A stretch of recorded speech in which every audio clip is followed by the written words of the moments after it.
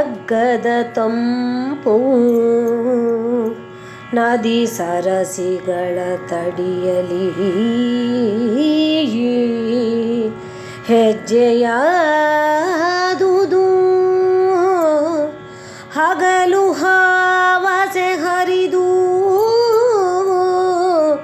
ಹೊಕ್ಕರಿಸಿದುದು ಹಿಮಜಲವ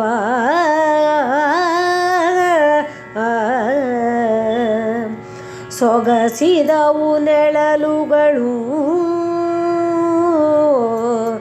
ದೂರಗೆ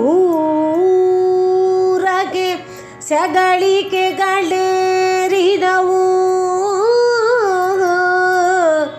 ತಂಗಾಳಿಗೆ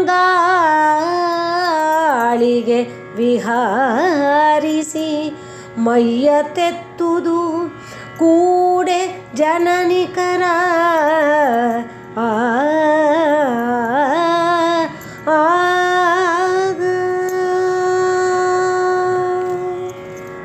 ವಸಂತಕಾಲ ಕಾಲಿಟ್ಟಿದೆ. ಪ್ರಕೃತಿಯಲ್ಲಿ ಅದಕ್ಕೆ ಅನುಗುಣವಾಗಿ ಅನೇಕ ಬದಲಾವಣೆಗಳು ಉಂಟಾಗ್ತಾ ಇವೆ. ಚಳಿಗಾಲದ ತಂಪಿನ ವಾತಾವರಣ ಮರೆಯಾಗಿದೆ. ಅಲ್ಲಲ್ಲಿ ತುಂಬಿ ಹರಿತಾ ಇದ್ದಂತಹ ನದಿಗಳ ಸರೋವರಗಳ ದಡದಲ್ಲಿ ಜನರ ಸಂಚಾರ ಹೆಚ್ಚಾಗ್ತಾ ಇರುತ್ತೆ. ಅಲ್ಲೆಲ್ಲ ಅವರು ನಡೆದಾಡಿದಂಥ ಹೆಜ್ಜೆ ಗುರುತುಗಳು ಮೂಡ್ತಾ ಇರುತ್ತವೆ. ಅದರಿಂದ ನೆಲದ ಮೇಲೆಲ್ಲ ಕಟ್ಟಿದ್ದ ಪಾಚಿ ಇಲ್ಲವಾಗುತ್ತೆ. ಬಿಸಿಲ ತಾಪ ಉಂಟಾಗ್ತಾ ಇದ್ದ ಹಾಗೆ ಅಲ್ಲಲ್ಲಿ ಹೆಪ್ಪುಗಟ್ಟಿದ್ದ ಹಿಮ ಕರಗಿ ನೀರಾಗಿ ಹರಿಯೋದಕ್ಕೆ ಪ್ರಾರಂಭವಾಗುತ್ತೆ. ಜನರ ಓಡಾಟ ಹೆಚ್ಚಿದ ಹಾಗೆ ಆ ಪ್ರಯಾಣಿಕರು ಬಿಸಿಲಿನ ತಾಪದಿಂದ ಬಳಲಿ ದೂರದಲ್ಲಿ ಕಾಣ್ತಾ ಇದ್ದಂಥ ಮರಗಳ ಕಡೆ ಆಸೆಯಿಂದ ನೋಡೋ ಹಾಗಾಗುತ್ತೆ. ಅವುಗಳ ನೆರಳಿನ ಪ್ರದೇಶ ತನ್ನತ್ತ ಕೈಬೀಸಿ ಕರೀತಾ ಇದೆಯೇನೋ ಅನ್ನೋ ರೀತಿಯಲ್ಲಿ ಆಕರ್ಷಕವಾಗಿರುತ್ತೆ. ಬಿಸಿಲು ಹೆಚ್ಚುತ್ತಾ ಇದ್ದ ಹಾಗೆ ಸೆಕೆ ಅನುಭವ ಕೂಡ ಹೆಚ್ಚುತ್ತೆ. ದಣಿವನ್ನ ನೀಗಿಸಿಕೊಳ್ಳೋದಕ್ಕೆ ಜನಸಮೂಹ ಅಲ್ಲಿನ ತಂಗಾಳಿಗೆ ಮೈಯೊಡ್ಡಿಕೊಳ್ತಾ ಮರದ ತಂಪಿನಲ್ಲಿ ವಿಶ್ರಾಂತಿ ತೆಗೆದುಕೊಳ್ತಾ ವಿಹರಿಸಲು ಪ್ರಾರಂಭ ಮಾಡುತ್ತೆ.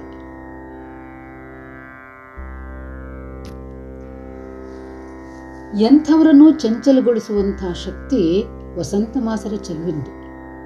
ಎಲ್ಲರಿಗೂ ಹೀಗೆ ಆಹ್ಲಾದಕರ ಅನಿಸುವಂಥ ವಸಂತ ಋತು ಯೋಗಿಗಳಿಗೆ ವಿರಾಗಿಗಳಿಗೆ ಮಾತ್ರ ಯಾವ ರೀತಿ ಪ್ರಭಾವ ಬೀರ್ತು ಅನ್ನೋದನ್ನ ಈ ಭಾಗದಲ್ಲಿ ಕಾಣ್ತೀವಿ. ಪ್ರಕೃತಿಯಲ್ಲಿರುವ ಮರ ಗಿಡಗಳು ಹೊಸದಾದ ಚಿಗುರಿನಿಂದ ಚೆಲುವಾಗಿ ಕಾಣ್ತಾ ಸುತ್ತ ಇರ್ತಕ್ಕಂಥ ಜೀವಿಗಳಲ್ಲಿ ಆನಂದವನ್ನು ಉಂಟು ಮಾಡ್ತಾ ಇರುತ್ತೆ. ಆದರೆ ಇಂದ್ರಿಯ ನಿಗ್ರಹ ಮಾಡಿರುವಂತಹ ಯೋಗಿಗಳ ಸನ್ಯಾಸಿಗಳ ಮನಸ್ಸಿನ ಮೇಲೆ ಆ ಚೆಲುವು ಏನು ಪರಿಣಾಮ ಬೀರ್ತು ಅಂದರೆ, ಯೋಗಿಗಳಿಗೆ ಅಂದರೆ ತಪಸ್ವಿಗಳ ಮೇಲೆ ಎತ್ತಿದ ಕತ್ತಿ ಅಲಗನಂತೆ ಅವರ ದೃಢ ಮನಸ್ಸನ್ನ ಜಿತೇಂದ್ರಿಯತ್ವವನ್ನು ಭಂಗಪಡಿಸೋದಕ್ಕೆ ಸಿದ್ಧವಾಗಿರುವಂಥ ಎತ್ತಿದ ಕತ್ತಿ ಹಾಗೆ ವಿರಹಿಗಳನ್ನ ಪ್ರಹರಿಸೋದಕ್ಕೋಸ್ಕರ ಹೊಡೆಯೋದಕ್ಕೋಸ್ಕರ ಎತ್ತಿದ ಈಟಿಯಂತೆ ಎಲ್ಲ ವಿರಕ್ತರ ಕತ್ತಿನ ಹಿಂಭಾಗದ ಮೇಲೆ ಹೆಕ್ಕತ್ತು ಅಂತ ಹೇಳ್ತೀವಲ್ಲ, ಆ ಕತ್ತಿನ ಹಿಂಭಾಗದ ಮೇಲೆ ಹೊಡೆಯಲು ಸಿದ್ಧವಾಗಿ ಇಟ್ಟಿರುವಂತಹ ದಂಡದ ಹಾಗೆ ಅಂದರೆ ಕೋಲಿನ ಹಾಗೆ ನಿಷ್ಠೆಯಿಂದ ತಪಸ್ನಲ್ಲೇ ನಿರತರಾಗಿರುವಂಥವ್ರಿಗೆ ಖಡ್ಗದ ಹೊಡೆತದ ಹಾಗೆ ವೇದವಿದ್ಯಾ ಪಾರಂಗತರಾದವರ ಎದೆಗೆ ಹಿಡಿದಂಥ ಶೂಲದ ಹಾಗೆ ಗರ್ವಿಷ್ಠರಾದವರನ್ನ ವ್ಯಾಮೋಹದ ಬಂಧನಕ್ಕೆ ಒಳಗಾದವರನ್ನ ಹಿಡಿದು ಹಾಕುವಂಥ ಕುಕ್ಕೆ ಹಾಗೆ ಆ ವಸಂತ ಮಾಸ ತನ್ನ ಒಂದು ಪ್ರಭಾವವನ್ನ ಬೀರೋದಕ್ಕೆ ಪ್ರಯತ್ನಿಸ್ತಾ ಇತ್ತಂತೆ. ಅದೇ ರೀತಿ ಮತ್ತೊಂದು ಅದರ ಪ್ರಭಾವ ಭೋಗಿಗಳ ಮೇಲೆ ಹೇಗಾಯಿತು ಅಂದರೆ, ಅತಿ ಭೋಗಿಗಳಿಗೆ ಅವರ ಕುಲದಯವೇ ಬಂದಂತೆ ಭಾಸವಾಗ್ತಾ ಇತ್ತಂತೆ. ಅಂದರೆ ಅವರ ಮನಸ್ಸಿನ ಆಸೆಗಳು ಆಕಾಂಕ್ಷೆಗಳು ಯಾವ್ಯಾವ ರೀತಿ ಇರ್ತಾ ಇತ್ತೋ ಅದಕ್ಕೆ ಪೂರಕವಾಗೋ ಹಾಗೆ ವಸಂತಕಾಲ ಅವರ ಮನಸ್ಸಿನ ಮೇಲೆ ಪರಿಣಾಮವನ್ನು ಉಂಟು ಮಾಡ್ತಾ ಇತ್ತಂತೆ. ಎಲ್ಲ ಬಗೆಯ ಲೌಕಿಕವಾದ ಭೋಗಗಳ ಬಗ್ಗೆ ವೈರಾಗ್ಯ ಹೊಂದಿ ಮೋಕ್ಷಕ್ಕಾಗೇ ಹಾತೊರಿತಾ ಇದ್ದಂಥ ಯೋಗಿಗಳಿಗೆ ತಪಸ್ವಿಗಳಿಗೆ ವಸಂತನ ರಮಣೀಯತೆ ಅವರ ನಿಷ್ಠೆಯನ್ನೇ ಭಂಗ ಮಾಡೋದಕ್ಕೆ ಬಂದಂತೆ ಇತ್ತು ಅನ್ನೋ ಭಾವ ಇಲ್ಲಿದೆ. ಹೀಗೆ ವಸಂತ ಕಾಲ ಅವರವರ ಭಾವಕ್ಕೆ ತಕ್ಕ ಹಾಗೆ ಭಿನ್ನ ಭಿನ್ನವಾಗಿ ಪ್ರಭಾವವನ್ನು ಬೀರ್ತಾ ಕೆಲವರ ಮನಸ್ಸನ್ನು ಚಂಚಲಗೊಳಿಸ್ತಾ ಇದ್ದರೆ ಮತ್ತೆ ಕೆಲವರ ಮನಸ್ಸನ್ನು ಹಿಡಿದು ಅಲ್ಲಾಡಿಸೋ ಹಾಗೆ ಅವರ ಮನಸ್ಸನ್ನು ದುರ್ಬಲಗೊಳಿಸೋದಕ್ಕೆ ಪ್ರಯತ್ನಿಸ್ತಾ ಇತ್ತು ಅಂತ ಕವಿ ಇಲ್ಲಿ ವರ್ಣಿಸ್ತಾನೆ. ಯೋಗಿಗೆತ್ತಿದ ಖಡುಗಧಾರೆ ವಿಯೋಗಿಗೆತ್ತಿದ ಸಬಳವು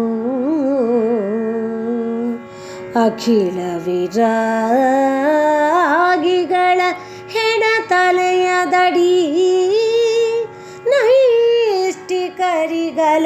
ಗಣಸು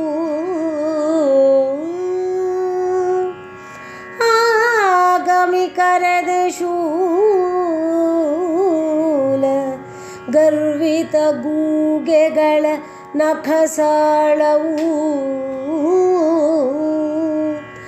ಅಗ್ಗದ ಭೋಗಿಗಳ ಕುಲದೈವವೆಸೆದುದು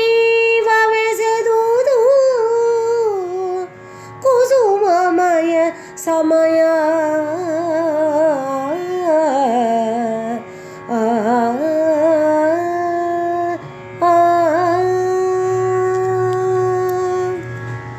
ಎಂಥವರನ್ನು ಚಂಚಲಗೊಳಿಸುವಂತಹ ಶಕ್ತಿ ವಸಂತ ಮಾಸದ ಚೆಲುವಿನಿದೆ.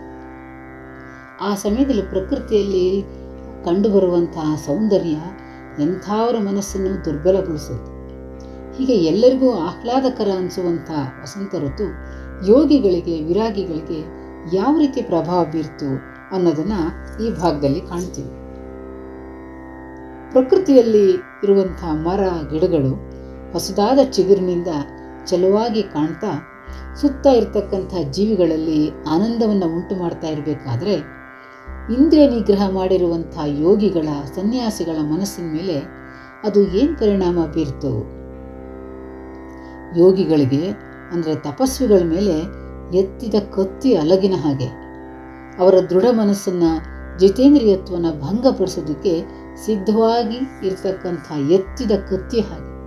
ಅಂದರೆ ನಿಮ್ಮನ್ನು ನಾವು ನಮ್ಮ ಒಂದು ಸೌಂದರ್ಯದ ಆಕರ್ಷಣೆಗೆ ಒಳಗಾಗೋ ಹಾಗೆ ಮಾಡ್ತೀವಿ ಅನ್ನೋ ರೀತಿಯಲ್ಲಿ ವಿರಹಿಗಳನ್ನು ಪ್ರಹರಿಸೋದಕ್ಕೆ ಎತ್ತಿದ ಈಟಿ ಹಾಗೆ ಇತ್ತಂತೆ. ಎಲ್ಲ ವಿರಕ್ತರ ಹೆಕ್ಕತ್ತಿನ ಮೇಲೆ ಅಂದರೆ ಕತ್ತಿನ ಹಿಂಭಾಗದ ಮೇಲೆ ಹೊಡೆಯಲು ಸಿದ್ಧವಾಗಿ ಇಟ್ಟಿರುವಂಥ ದಂಡದಂತೆ ಆ ವಸಂತದ ಚೆಲುವು ಇತ್ತಂತೆ. ಅಂದರೆ ಇವರೆಲ್ಲರನ್ನೂ ನನ್ನ ಆಕರ್ಷಣೆಯಿಂದ ಸಂಹಾರ ಮಾಡ್ತೀನಿ ಅನ್ನೋ ರೀತಿಯಲ್ಲಿ ಅದು ತನ್ನ ಪರಿಣಾಮವನ್ನು ಬೀರೋದಕ್ಕೆ ಪ್ರಯತ್ನಿಸ್ತಾ ಇತ್ತಂತೆ. ಇನ್ನು ನಿಷ್ಠೆಯಿಂದ ತಪಸ್ಸಿನಲ್ಲಿ ನಿರತರಾಗಿರುವಂಥವ್ರಿಗೆ ಖಡ್ಗದ ಹೊಡೆತದ ಹಾಗೆ, ವೇದವಿದ್ಯಾ ಪಾರಂಗತರಾದವರ ಎದೆಗೆ ಸರಿಯಾಗಿ ಹಿಡಿದಂಥ ಶೂಲದ ಹಾಗೆ ಇತ್ತಂತೆ.